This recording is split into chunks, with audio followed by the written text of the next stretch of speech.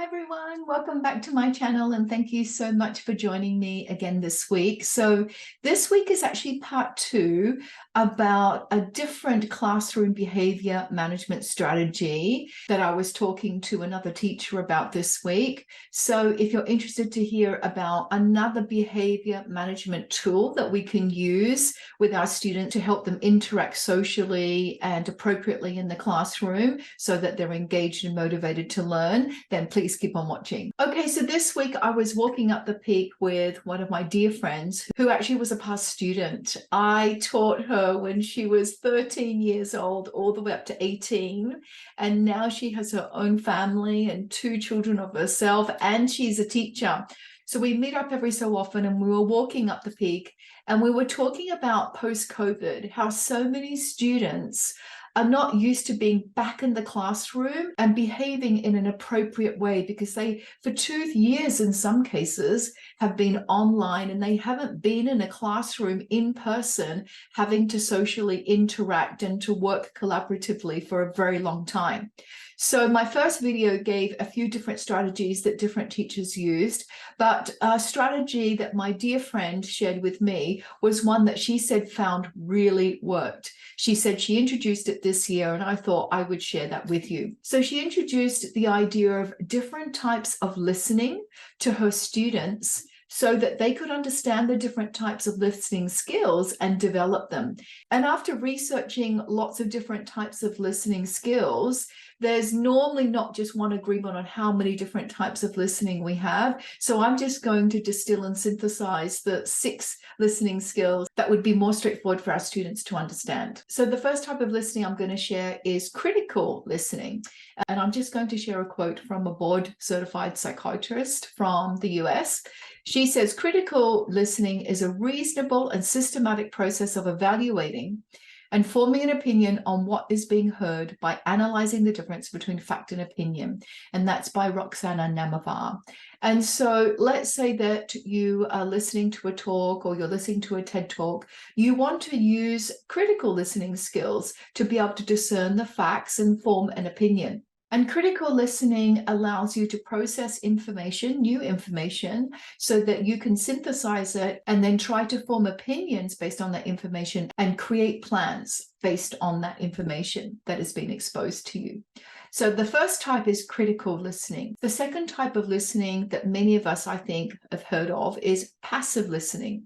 And passive listening is really about not engaging in a two-way dialogue, but just listening to what the person is saying in a quiet space. And according to Dr. Namaba, she says passive listening is the process of listening to information, not reacting to it, and allowing the speaker to speak freely.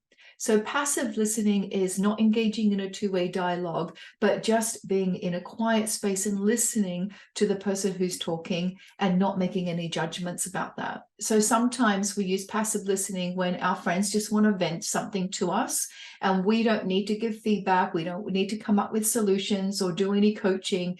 They just need to air out, whatever issues that they're going through. So on one spectrum, you've got passive listening. On the other end of the spectrum, you've got active listening, which I think many of us are familiar with. And again, I want to share what Dr. Namava says. She says, active listening is the process of listening that relies on the undivided attention of the listener with a conscious effort to listen and understand what's being said, along with retaining that information. And it's when you are engaged and you're really alert. And I think giving cues to the other person that you're engaged in what they're saying. Sometimes it's using visual cues like facial expressions or your body language to show that you are actively listening. Now, the fourth type of listening is empathetic listening. Empathetic listening mainly has the goal of developing relationships and stronger bonds. And you, as the empathetic listener, may be asking questions, posing more questions to the person who's sharing with you so that you create stronger bonds between the two of you. And as Dr. Namava says, empathetic listening is the process of listening and asking meaningful questions that help develops, enhance, and strengthens human relationships. Empathetic listening is really understanding that other person's perspective and trying to build a stronger bond. Now, the fifth type of listening is informational listening. And informational listening requires a high level of cognitive engagement because it's normally when you are absorbing and learning new information. So maybe you've just joined a classroom or you've just joined a school and you're learning a lot of new information. So you're listening to receive and understand the information about the structures that are going on in this new school.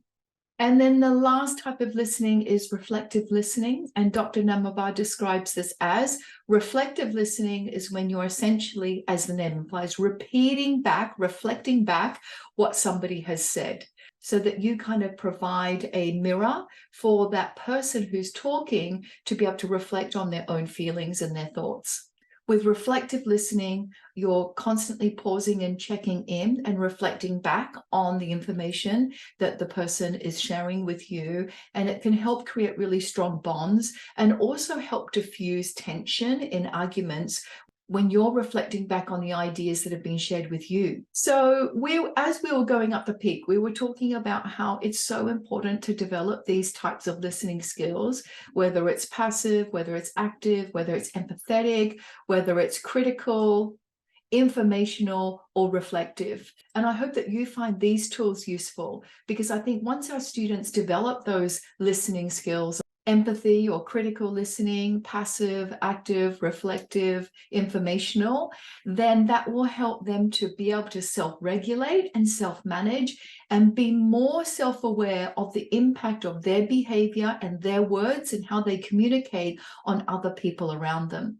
I thought that was a really useful strategy, and I'm so glad that my dear friend shared that with me.